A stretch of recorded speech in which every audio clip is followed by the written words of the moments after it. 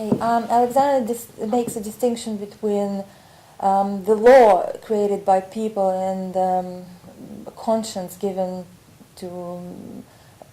by God, basically. He says that in his understanding the world is heading more and more towards being governed by law and not by conscience or morale. And he goes back to the events that happened in the Caucasus just recently, saying that there were many discussions as to who has started the war, but everyone forgets that Tskhin Valley, the town that was destroyed, is actually 2,000 years old. So it's a disaster that it has actually been destroyed. Right, and there were a lot of victims. Yeah. It seems like in the end, it's the man of peace who survives and not the strongest man. Is that part of the message you were trying to get through? Ну, конечно, ведь речь идет о том, что сила проявляется не в физической силе, все-таки она проявляется в разуме, наверное, в воле, которая есть в человеке, в совести его. Мне хотелось об этом говорить. То есть это самое главное. Если человек сохранил в себе человеческое, значит он победит. Right. That was exactly the message. He wanted to say that he doesn't consider force to be physical characteristics. It's a matter of intelligence, really. And I just wonder, I think that you can almost imagine it being made again by Hollywood with some big Hollywood star. And they probably ruin it, but you can imagine that. And I just wonder, this is a Russian film festival. How do you feel it fits in with Russian film, and where does it? Is it typical? Well, I don't think it's typical Russian film, or is it a typical Russian film, or is this the way Russian film is going? Очень хороший фильм, очень понравился. Ему показалось, что он был очень голливудский, большой бюджет и такие характеры, и действия много. Вполне возможно, если Голливуд бы это переделал, главную роль сыграл бы какой-то известный голливудский актер, может, он даже испортил бы этот фильм, но тем не менее, вот как вы считаете, этот фильм, он вообще русский, и где вы видите его позицию среди российского кино?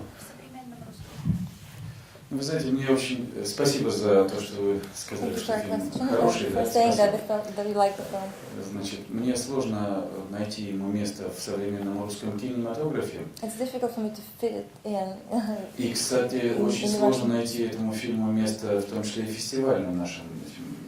Потому что тот же «Кинотавр», наш главный фестиваль русский, он фильм особняком выделил как-то, потому что он слишком коммерческим показался. And it's even difficult to place this film in a certain festival circuit because, for instance, the Kinotavr, the Russian Film Festival, put it into a special screening section, so to say, because they thought it was too commercial. То есть он вызвал споры в жюри, там, вообще нужно ли этот фильм рассматривать как фестивальное кино или нет, это было, но я хочу сказать, что фильм, на мой взгляд, фильм у нас очень русский, все-таки. Well, even the jury were discussing a little bit as to whether to put this film into the official selection or not, but Alexander thinks this is a very Russian film. И я рад тому, что вот Лавроненко Константин, который все-таки единственный в русской истории, получивший золотую пальмовую ветвь в Каннах как лучший актер. Он исполнил главную роль, и надеюсь, вы подтвердите, что второй главный герой, молодой актер из Петербурга Андрей Фиськов, который сыграл Сипу, вот этого полубеса, такого человека из Достоевского, он прекрасно справился с задачей, он очень русский, вот по характеру, мне кажется, по настроению, по репликам, по каким-то, потому что, может быть, не передается даже в переводе, там, я не знаю. Как еще раз фамилия? Андрей Фиськов. Right, and Alexander thinks that Andrei Fiskov, who played the major role, да, главную. Да, Сипа. Нет, первую главную роль кто сыграл. Лавроненко, Константин. Right, Konstantin Lavronenko, is the only Russian actor who has received the Palme d'Or in Cannes, right?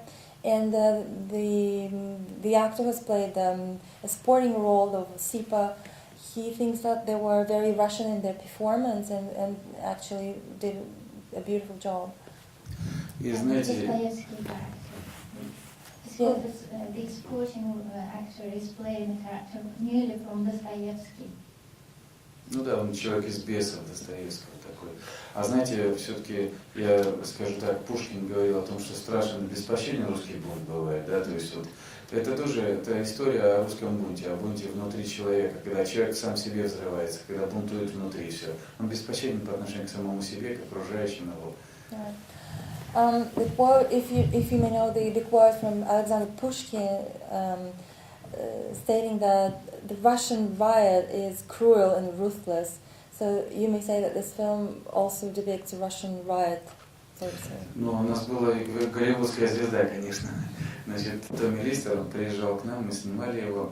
Я не знаю, что будет дальше с фильмом вот, в мировом прокате. У нас есть опыт, мы работали с фильмом «Монгол». Я сопродюсер фильма «Монгол», который в Великобритании прошел достаточно хорошо у нас с прокатом.